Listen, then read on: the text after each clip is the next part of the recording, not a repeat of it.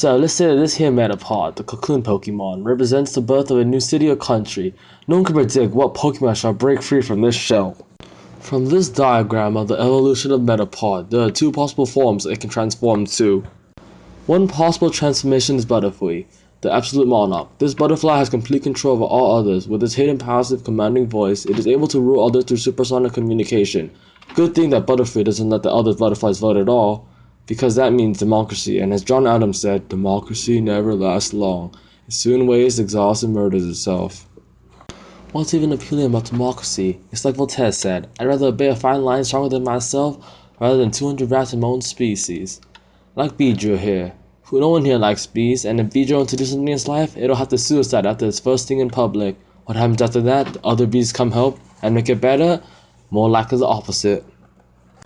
The other possible transformation is Beautifly, the constitutional monarch. Beautifly excels in working with other monarchs to limit the power of the Butterfrees in the world. Some Beautiflies work together in pacts or parliaments.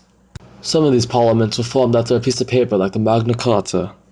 The first sighting of Beautifly was in 1215 when King Butterfree John of England went overboard with his power.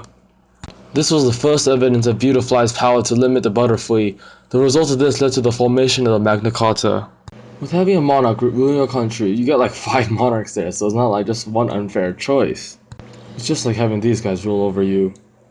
Unless you'd rather have a man like this rule over you. Just look at him. Ow! Just looking at his power level of this monstrosity makes my eyes go ow.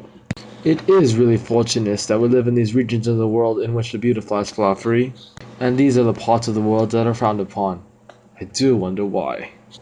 In fact, they just happen to be our favorite enemies throughout the world's wars 1 and 2, and a bit of the one that made us go cold. In the end, we all know that monarchy is the one system of government where power is exercised for the good of all.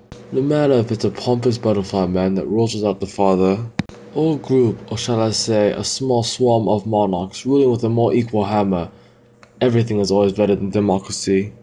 Oh, and don't forget to never wear a suit of armor inside the British House of Parliament. Or die inside, or accidentally place the king or queen's picture upside down on a postage stamp. That's really just all bad karma.